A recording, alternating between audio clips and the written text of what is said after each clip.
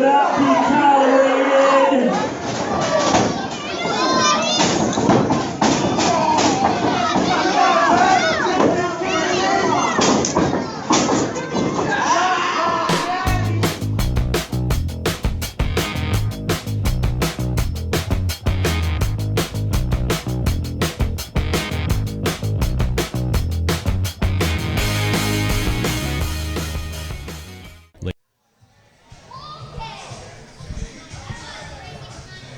This is Ken the Metal Professor.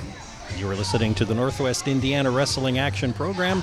It is Saturday, July 8th. As I'm recording this, I'm at the Goodson Event Center in South Bend, Indiana, ready for delayed audio coverage of the 16th annual Slam Cancer Benefit Show put on by Revolution Championship Wrestling.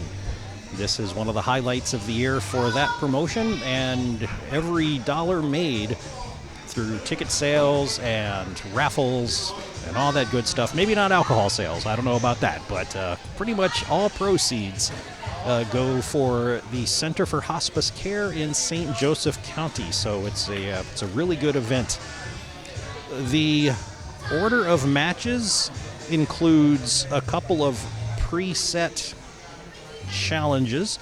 There is going to be something called a Hoss fight. Now, what that is, I guess we'll all find out together. But that's going to be Jake something against Brutus Dillon. And then there's a Champions versus Challengers 6-man tag show. We got Kevin Storm, who is the RCW Heavyweight Champion, and Let Her Rip, who is the No Limits Champion, and Travesty, who is one half of the tag team champions. They're all the champions, and the challengers are Brandon Day, Daniel Stark, and Jorge Bravo in this 6-man tag. I don't know if there are any stipulations to the match. You think I would know because it was set up at the last show, but I don't remember, so there. Other matches are part of the James Wilson Memorial Tournament. Now in the first round, we'll have Bacchus versus Anthony Lee, Blake Wright versus Theo Storm, Erez Perez versus Schwartzy, and Alex Van Zant versus Tony Thunder. And the winners of those matches will proceed in the tournament. So I will pipe this back up again when the action begins. And the show is kind of underway here, as is tradition at the Slam Cancer Benefit shows with the James Wilson Memorial Tournament. All of the entrants in the tournament are gathered in the ring to start the show. We got Bacchus, Erez Perez, Alex Van Zant, Theo Storm, Schwartzy, Tony Thunder, and Anthony Lee. There's only 7 of them. Blake Wright had been announced as one of the contestants online, and he's not part of the group, so I'm not sure how they're going to do 7 people. Maybe one of them will be a triple threat match or something. But they're all having a big picture with the giant trophy, and of course there will be no shenanigans, and nobody is going to lay a hand on anybody as this photo opportunity takes place. Well, I was wrong. There are shenanigans. After the photo, Erez Perez picked up the giant trophy and held it to see what it looked like in his hands, which offended some of the other contestants. And then they all took turns yanking it away from somebody else and holding it up themselves. One of these matches is supposed to be Bacchus versus Anthony Lee, and that is going to be what they call a slobber knocker. I hope the ring has some extra reinforcements for that one. So it does look like the first match might be a triple threat match. Is Tony Thunder leaving? Nope. Everybody, I thought Tony Thunder, Theo Storm, and Alex Van Zant were still in the ring, and it looked like they were ready to go. So I thought maybe that was going to be the first match, but it isn't. They're leaving, and Ryan Anderson will tell us what's next.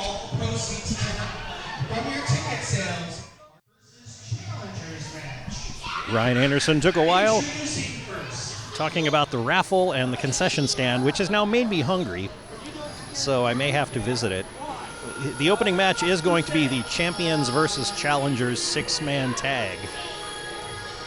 The Goodson Event Center is set up, well, the music's loud. I'll tell you in a minute.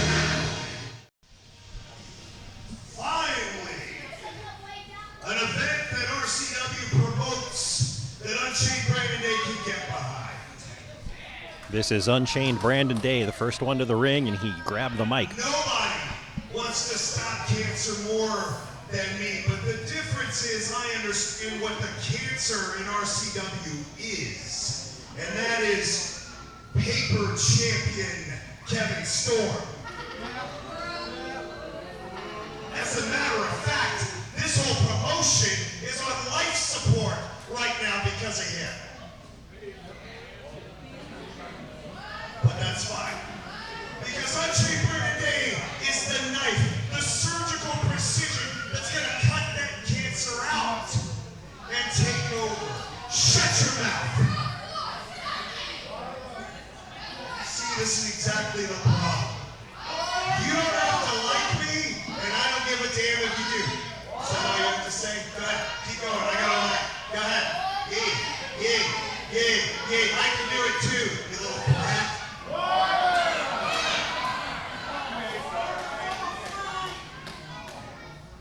Here's the reality. You don't have to like me, and I don't give a damn if you do. You idiots that keep cheering for me and buying my t-shirts, it's pathetic.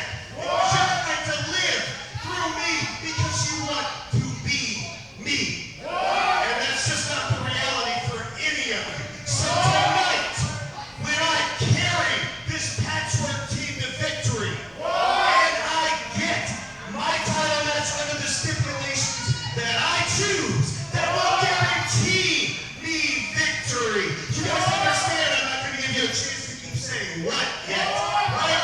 Because I can talk all night long. Keep going. Shut that up!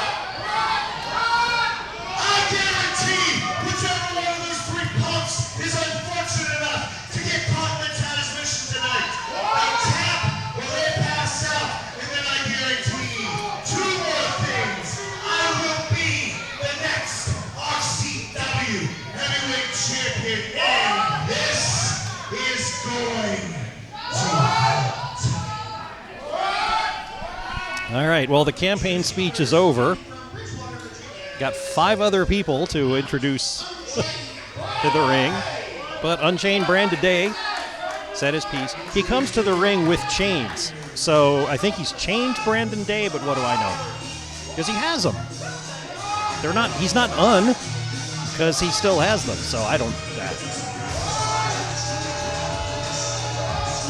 Here comes Jorge Bravo and Arez Perez. They're not both in the match, but the fact that they're both out stacks the deck in their team's favor for now.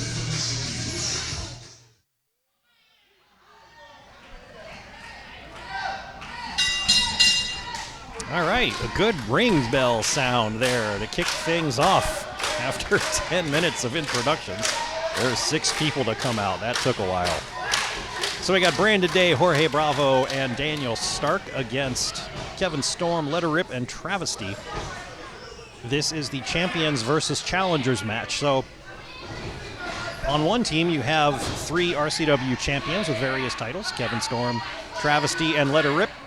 And then on the other team, you have people with no titles. So this is not really, good guys, bad guys kind of thing. In fact, Kevin Storm and Daniel Stark are on good terms, and they waved hi to each other from opposite sides of the ring just before the match started. But the stipulation is that the winning team gets to choose a match of some sort, perhaps. I don't know exactly what it is, but if the challengers win, as Brandon Day explained, at least one of them will get a title shot. He expects it to be him. He is not impressed with his tag team partners. So we'll see how this goes. That was a big sidewalk slam by Let Her Rip onto Daniel Stark. I think I was saying earlier that the setup here is a little bit different than normal. My table, my seat here, is actually where the wrestlers normally would be coming in through the curtain. And then the curtain is set up kind of close to where my table would have been the last few times I was here. So I feel kind of backwards, but it's a good view, and the speakers are facing directly at me, so I have a good pathway to hear Ryan Anderson as he's making introductions and giving information, which is good.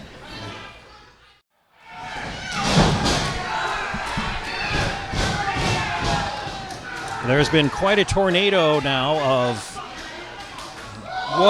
people shifting in and out of the ring, taking turns. A little bit of chaos. Two people would be going at it. One of them would get thrown out of the ring. Somebody else would jump in, like popcorn, popping in and out of the ring. It ended with Kevin Storm and Brandon Day facing off in the ring. The ref tried to separate them, and Brandon Day smacked the ref really hard, which, of course, led to a disqualification. This is Ken the Metal Professor breaking in with an editorial correction from the massive WVLP Studio Empire offices. So I messed up there at the end of the match, and I didn't catch what had happened right before what I described. So things did break down when Brandon Day smacked the ref. And when I saw that, right after that, I saw the ref signal for the bell. So I assumed that he was disqualifying the team because, somebody can't smack a ref and get away with that. But what I'd missed was that right before that, Brandon Day had submitted Kevin Storm with the Taz mission. And so the actual winners of the match were Brandon Day's team, including Jorge Bravo, and that will come into play later in the show. Unfortunately for you guys tonight, yet again, right? Just didn't care about you guys and all the hard-earned money that you pour in to come see us. Theo's explaining the absence of Blake Wright. So, unlike him, I seem to care a little bit more. He came out to start his qualifying match in the James Wilson tournament. Away to somebody that actually deserves it tonight, so I'm going to issue anybody in the back to come out and take Wright's spot. So his opponent was advertised as Blake Wright. Blake Wright is not here. Any newcomers? Theo's issuing an open challenge. Tonight, Wonder how this will work out for him. everybody here, let's not hold back. I take that trophy, I take the #1 contendership, and I move on to become the RCW heavyweight champion, whether that be Brandon Day or my own blood, Kevin Storm. Go ahead. Anybody back there? Accepting the open challenge. I didn't understand his name. I heard that he is part of the Tragedy Boys, and that's spelled B-O-I, so I wonder if, at another date and time, he might be a tag team partner with the Saucy Boy, B-O-I, Josh Morris.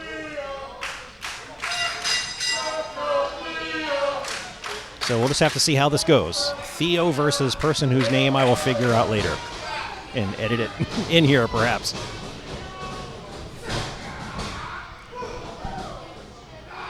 Walk up to start the match. Theo was in control for about 5 seconds until his opponent reversed it.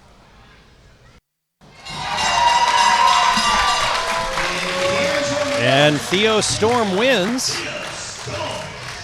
with a springboard cutter, so even though I'll get his opponent's name at some point, I guess that now it doesn't really matter, does it? Because Theo advances in the tournament. His opponent does have luxurious long hair, long locks, which made it look really good when he was being tossed around by Theo.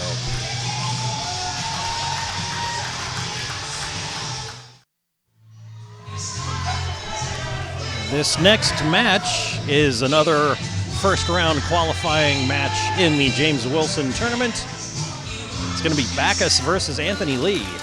Ugh. This is going to be violent. As this match just got started, I walked across the room to check with my secret source who Theo Storm's opponent was. That was Xander Bennett. And I did recognize the name. I've seen him here once before. So hopefully third time will be the charm, and I will remember for sure.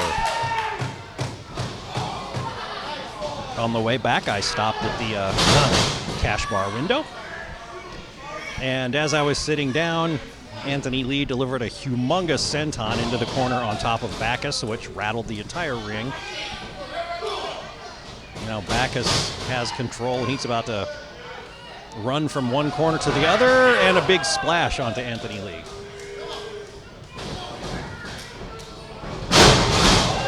And that thunk was a DDT. Bacchus onto Anthony Lee.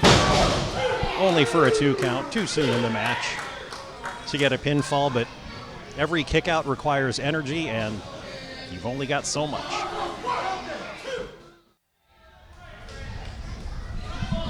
Anthony Lee was about to deliver what looked like a package pile driver to Bacchus.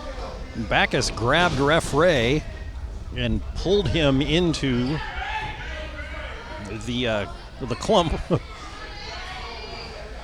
which dazed Ref Ray, broke Bacchus free, and now he just did a flying elbow off of the top rope. It's always good to see Ref Ray, but for some reason he is like the Angel Hernandez of RCW refs. He's the one that gets the most boos when he comes out. Bacchus is up to the top corner turnbuckle. Anthony Lee is laying flat in the ring, and there comes another big flying elbow. And a 3 count. Bacchus over Anthony Lee.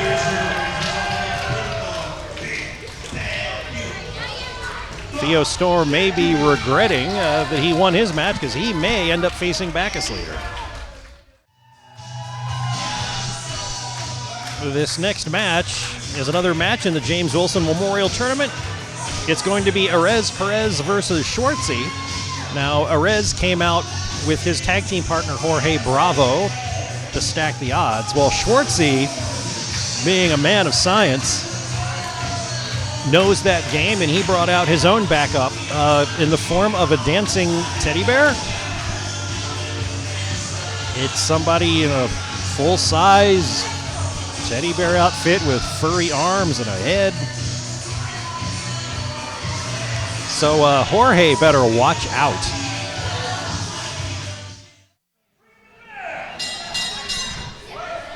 Terrence the Bear, as he was introduced, I believe, was whispering some advice to Schwartzy before he starts his match.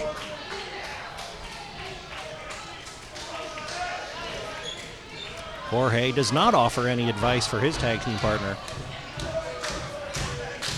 He must not care. And these two guys are slowly approaching each other, a little posing, a little shimmying, a little getting each other's face. Arez wants Mr. Schwartzy to speak Spanish. I don't think that's going to go. Schwartzy does not strike me as a multilingual individual.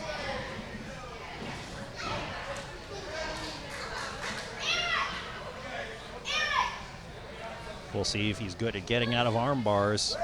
Does a little dance, reverses it, sets up Arez Perez with his own arm bar. And then into a cravat.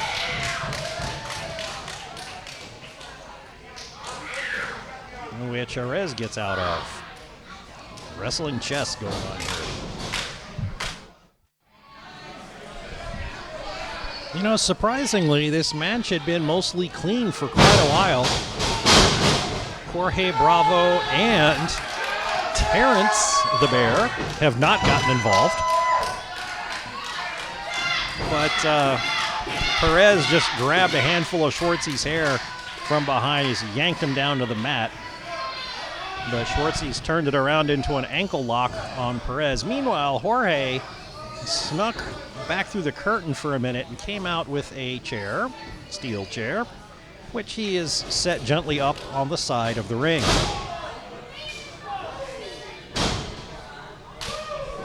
And right now, Schwartzy is punching and chopping the heck out of Perez.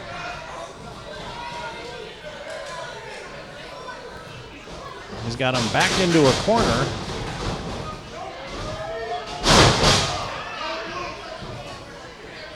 Takes him down with a small suplex. No pinfall. Jorge is starting to reach for the chair. I think he's going to bring it in case of emergency.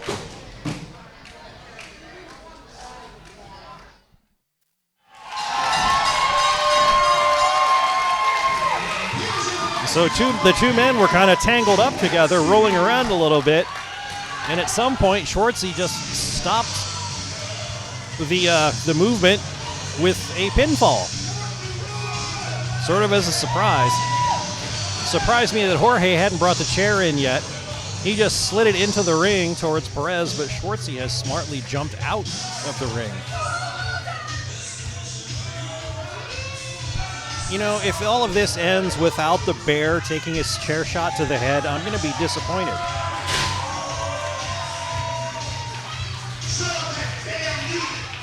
Oh, Jorge's mad. That is a complete failure of the Chekhov's gun business. He brought a chair to the ring and it never got used. Chekhov's chair is a failure.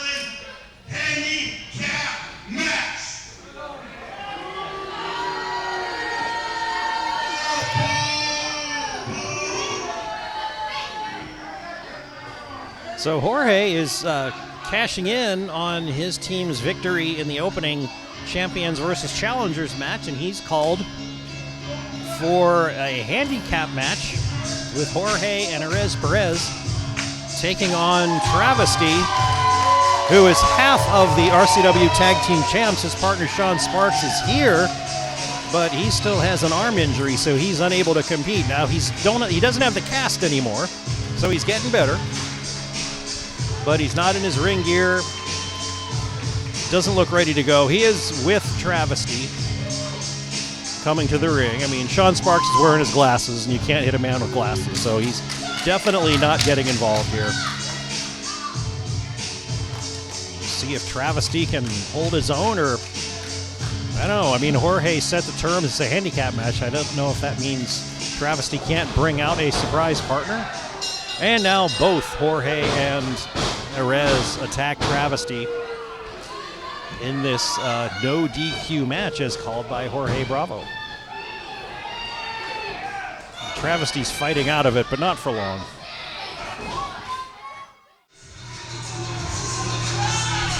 The numbers game turned out to be a little too much. Not a little too much, exactly the right amount of much. With no DQ, Perez had gone outside the ring. He put Sean Sparks in a chokehold and then taped one of Sean Sparks' hands to the lower rope so he could not move from that position. Meanwhile, Jorge Bravo was in the ring, gave Travesty a low blow, pounced on him a little bit more, got a 3 count. And then after the match, the chair finally came into play. They set up the Edge-style concerto on the Travesty, who is now being helped out of the ring by security.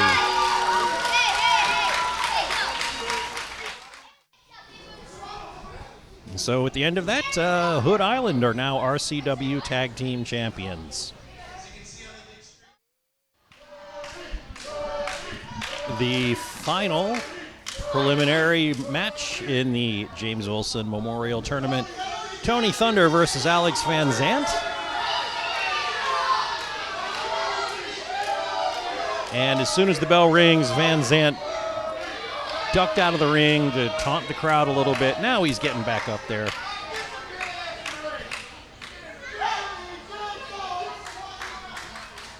He was introduced as being from Michigan, and he shouted, "Go Blue, baby." So, of course, he's wearing pink.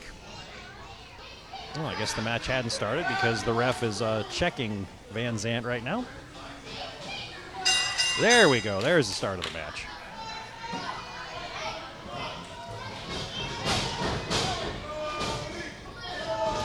circle each other and lock up in the middle.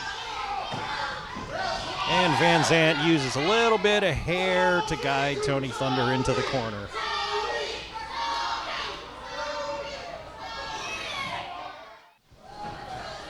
And so far, there's been a lot of reversals of holds, back and forth strategy. Nobody's really coming out on top yet. Van Zant is currently under the ropes, trying to get away from Tony Thunder. And the ref is holding Thunder back until Van Zant comes clear of the ropes.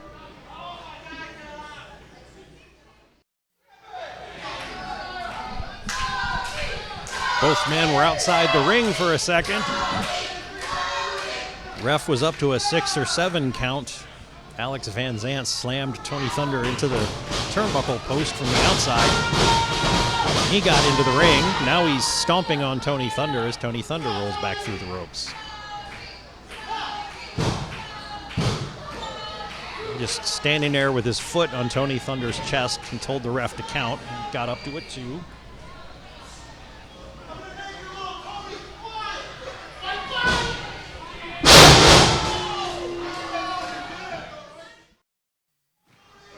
Yeah, it looks like Tony Thunder is kind of tired of Alex Van Zant's nonsense, and he's just turned it into a slugfest. Van Zant slugged Tony Thunder. He slugged him back, and now slugged him back again when Van Zant was trying to mouth off. And Van Zant just distracted Thunder by throwing something at him and then poked him in the eye. Van Zant coming off the ropes. Thunder picks him up to an atomic drop. Russian leg sweep. But Tony Thunder cannot capitalize because he's sort of dazed himself.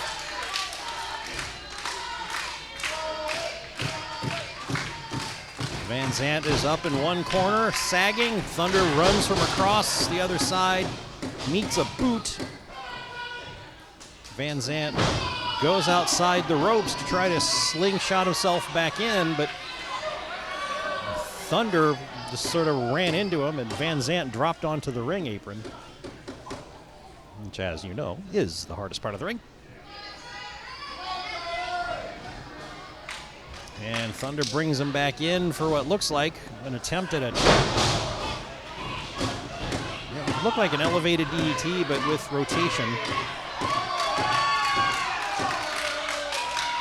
And Van Zant's ring buddy is distracting the ref before Thunder can count a pinfall.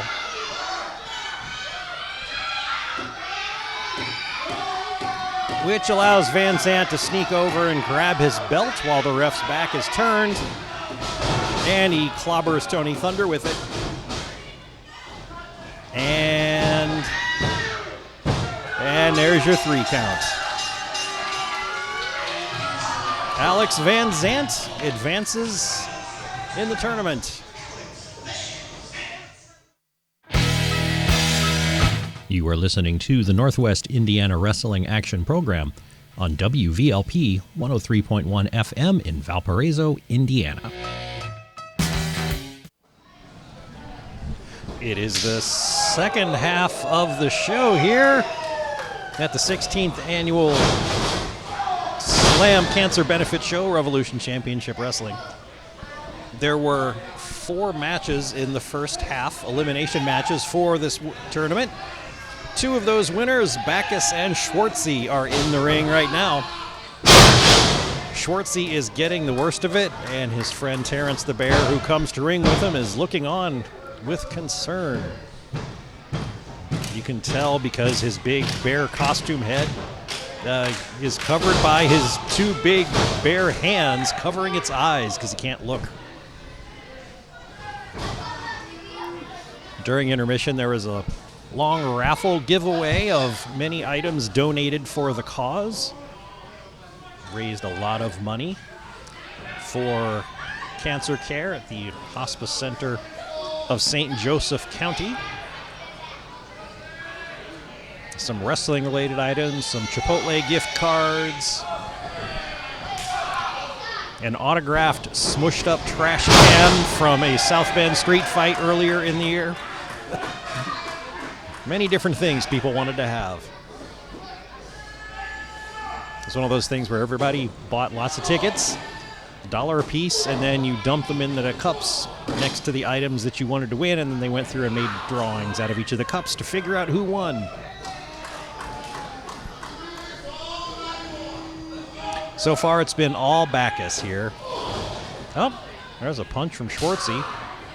Looked a little bit low, but maybe just in the old abdomen there. Well, so much for that. Bacchus hits him with a knee in the gut.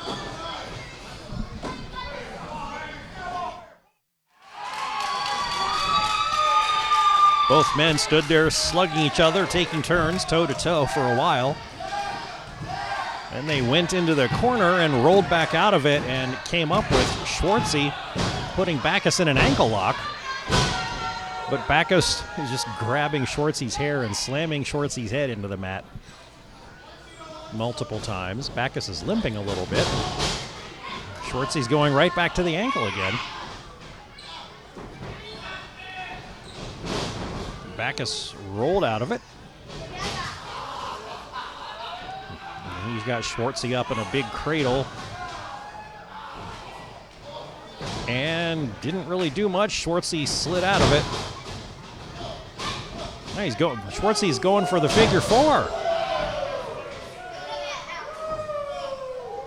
I wonder if Terrence the Bear can count to four.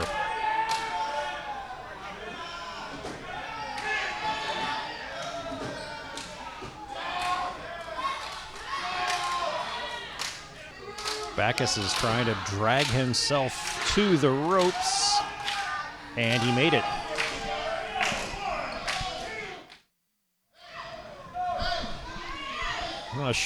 Bacchus went outside the ring and walked around.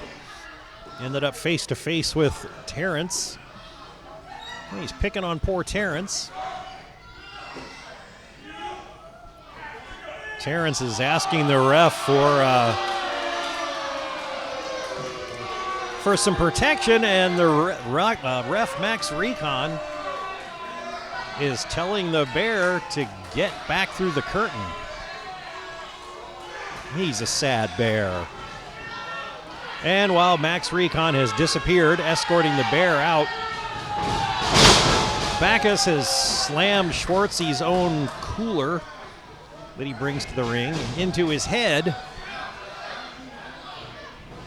and now has him in a submission chokehold. And Schwartzy's out.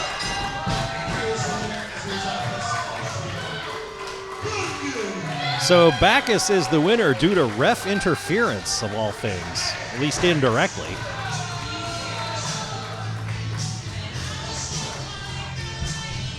So Bacchus will be in the final match. And I think we'll see next who his opponent's going to be.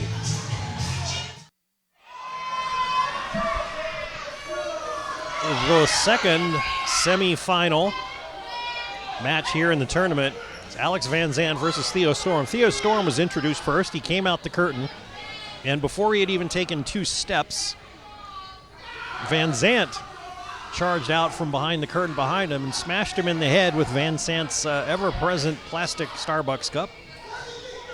Splashed liquid everywhere and dazed Theo Storm. Now, after all that, Ryan Anderson thought his job was done, but Van Zandt is insisting that Ryan goes back in the ring to introduce Van Zandt. He is accompanied in the ring by Miss Angel. Miss Angel is the name of the mystery lady ring attendant, ring buddy. From the University of Michigan. He's the Starbucks superstar.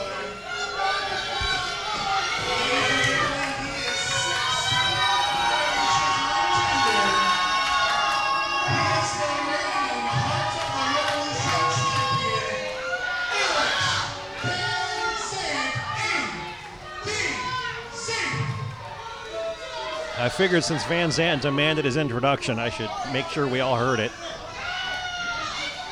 Theo is still staggering around outside the ring. but now he has rolled himself through the ropes. Maybe an unwise decision there.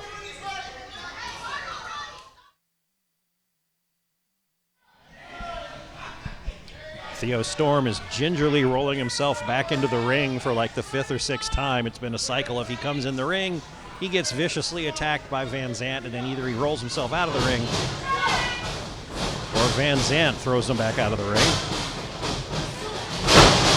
Finally, Theo's getting in some offense with a shoulder tackle and another one. Van Zant comes in with a swing and a miss. Storm picks him up, plants him down.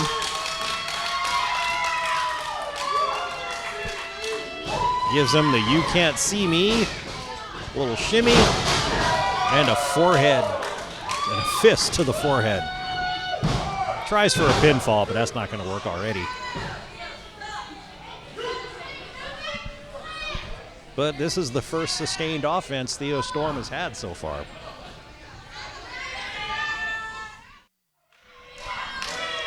Miss Angel has started a conversation with Ref Ray, leading to Ref Ray facing away from the ring. Van Zant swung and missed at Theo. Theo hit him with a stunner and gets a 3 count. It's Theo's springboard stunner for the win.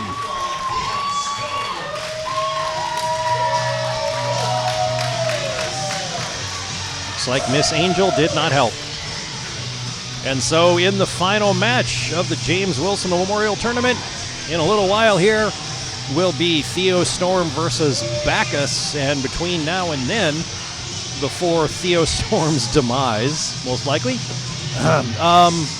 we have the Haas fight between Brutus Dillon and Jake something. Unless there's another unannounced match, that's what's coming up next. Well, check that. Before Theo Storm had exited the ring, Bacchus came running out from the curtain, attacked Theo Storm, stomped on his hand and wrist. Ref Ray is having the timekeeper's desk ring the bell. I don't think he's actually starting the match. I think he's doing the usual, well, if we ring the bell, surely he'll stop what he's doing strategy, which never works.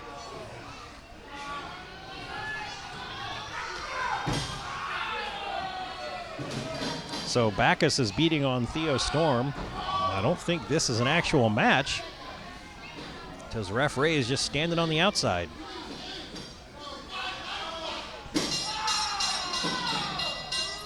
And having done his business, Bacchus walks off to the Bacchus.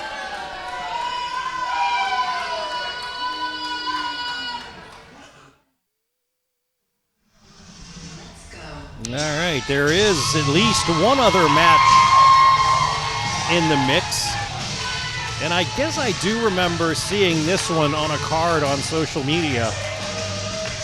But I missed it at the beginning of the broadcast, and I was giving the rundown because maybe it wasn't listed on the particular post that I was referencing. Anyway, it's another 6-person tag match. This one's an intergender match.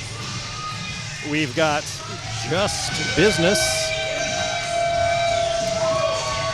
Giuseppe Gambini and Richard Wright with Jackie Jester taking on the team of Funkin' Fresh. That's F-U-N-K, Funk, dash and dash, Fresh, along with Jensen.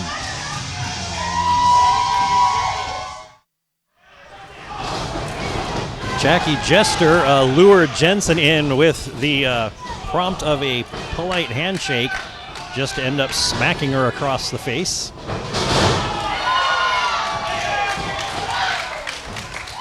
All three mixed it up for a little bit, and Funkin' Fresh and Jensen are standing alone in the ring after dispatching the other three. And now they're taking the fight to the outside. If there is ever a match that shows that wrestlers are just theater kids with violent tendencies they have to work out, this match is it. All 6 are quite flamboyant in their own ways.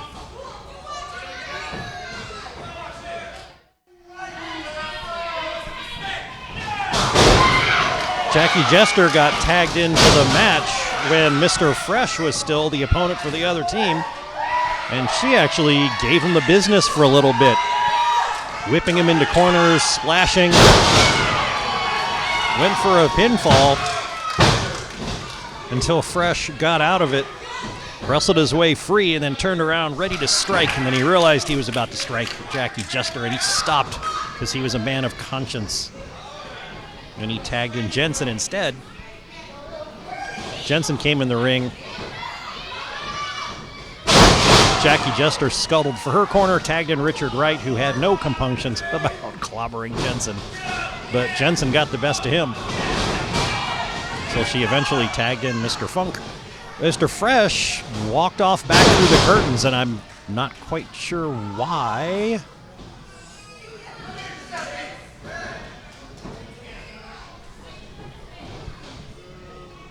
Now Giuseppe is tagged in. Little slingshot back body drop there.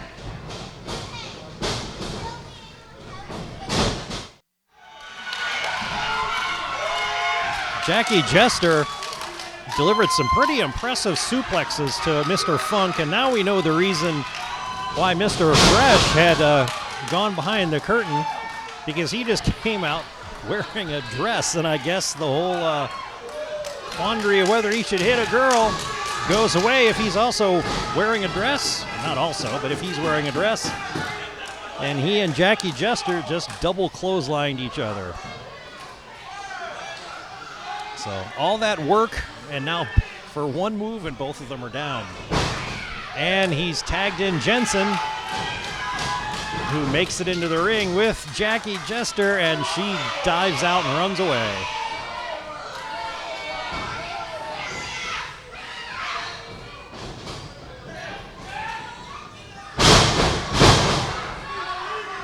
And Richard Wright takes advantage of that distraction to ungentlemanly dispose of Jensen. Funk comes in, disposes of Wright. Here comes Giuseppe Gambini. He drops Mr. Funk. He rolls out of the ring. Here comes Fresh. Looking good. Bulldog on Giuseppe. And now it's back to Fresh and Jackie Jester.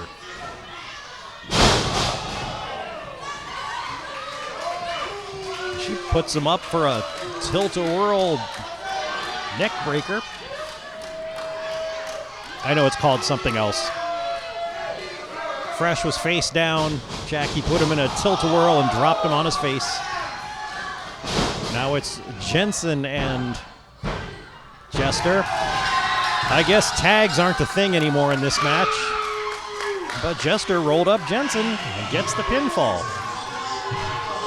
I say, I'm impressed. Jackie Jester has some good leg strength. She was delivering many suplexes and lifts. That was good stuff. And now we get to learn what a Haas fight is for this, the co-main event. Jake Something against Brutus Dillon.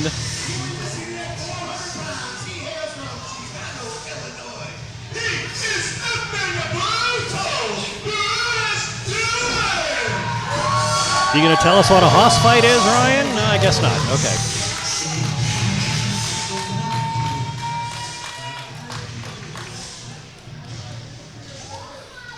Does it just mean two big guys? Special rules? I have no idea. Jake Something, a guest at RCW this week. He definitely hits the gym. Brutus Dillon has challenged Jake Something. Brutus said, I'm going to stand right here in the middle of the ring and you can't knock me down. Something bounced off the ropes and came at Dillon. Dillon shoulder blocked him down, elbowed him down, elbowed him again. And now he's picking up Jake Something. Slams him down. So he was correct. Jake Something could not move him from the center of the ring. So far. Until he drags him over to the ropes. and slugs him over the top of the ref while Max Recon was trying to separate the two.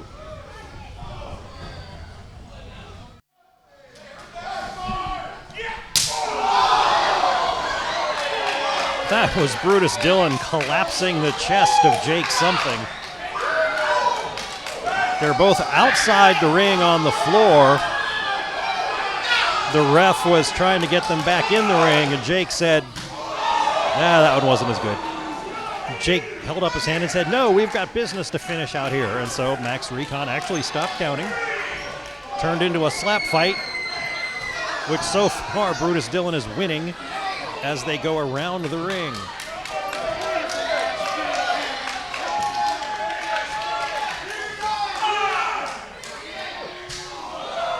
That one was okay, but the first one was the winner for sure. Now they've circled all four sides of the ring and they're back in.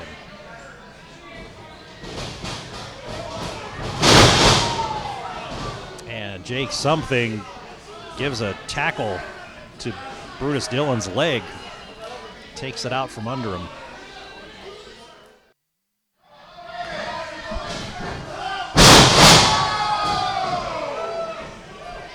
Well, that was Brutus Dillon delivering a suplex to Jake Something. I'm surprised he got it up and over, because before that, Jake Something had Dillon in a pretty vicious leg lock, wrenching on his knee, and even after he released it, Dillon was just rolling on the mat in pain. But it held up enough for that move.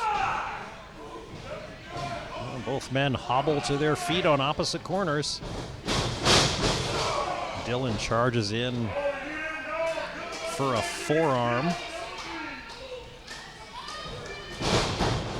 Coming off the ropes, except Something meets him with a splash. Gets a two, but that's it.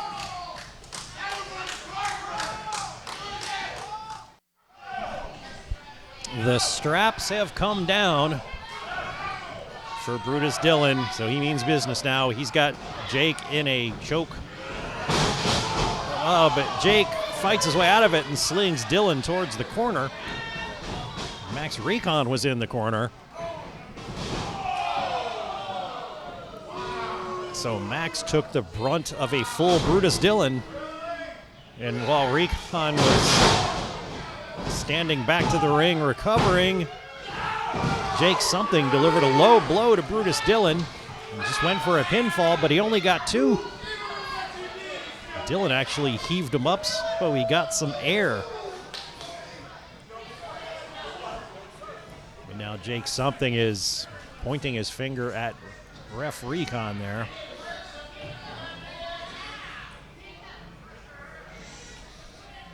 As they say in Christmas Story, Dillon lay there like a slug. He hasn't recovered yet.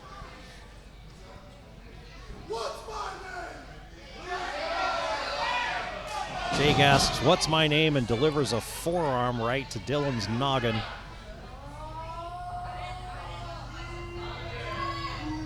And now he's pointing upwards, going to the corner. Going up to the top turnbuckle, but Dillon gets to his feet, grabs Something by the neck. Something's trying to fight out of it, but Dillon says, "No, you're not getting out of this." Drags him to the ring, choke slam to the mat,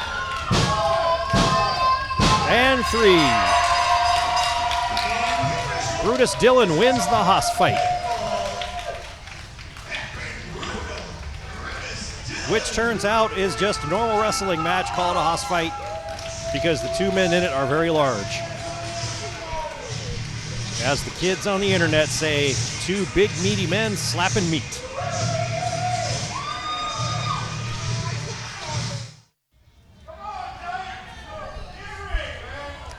Brutus Dillon has the microphone. He's calling Jake Something back into the ring. If you didn't know who Jake Something was before tonight, Dick, you better know who he is now.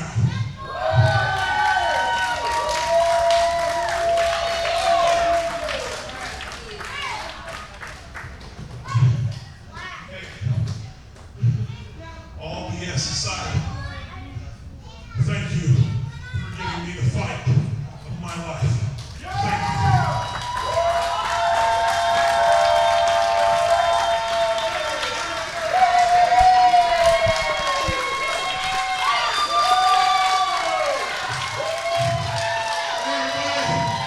you. Look at that. Jake takes the compliment and a handshake. No more shenanigans. I want to thank you from the bottom of my heart for coming out tonight. Let's get rowdy for one last match, everybody. Thank you. Big, beautiful, baby,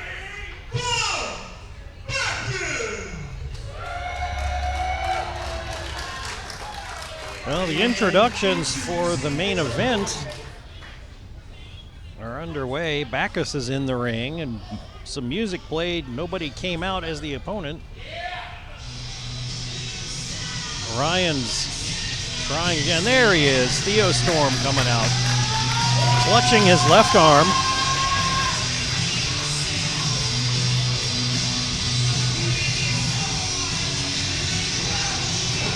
And as soon as he rolls through the ropes, Bacchus goes on the attack and stomps him.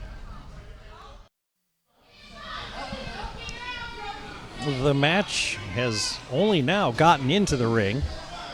Referee is being quite lenient with no counting while the men are outside the ring. Maybe that's why he gets booed. Because the match had not started yet officially. Because the bell had never rung. So, okay, that makes sense. I'll give referee a break.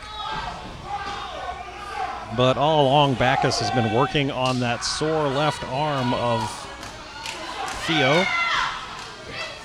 Now he's got Theo in quite a pretzeled up move, wrenching both of Storm's arms behind his back.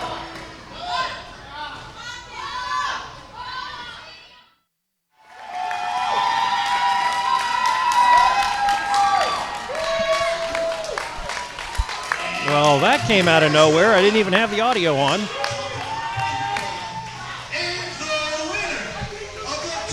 Theo was down to one arm. He was getting in some minimal offense with his right arm, while his left arm he just held against his rib cage.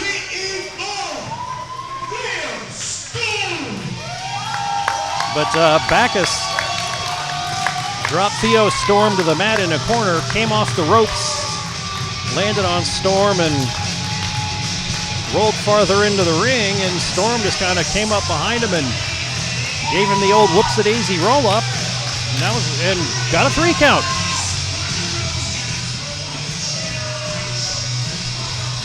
That is not how I expected the match to end, but Theo Storm is the winner of the 16th annual James Wilson Memorial Tournament, and he's holding up this big 4-foot, 5-foot tall trophy.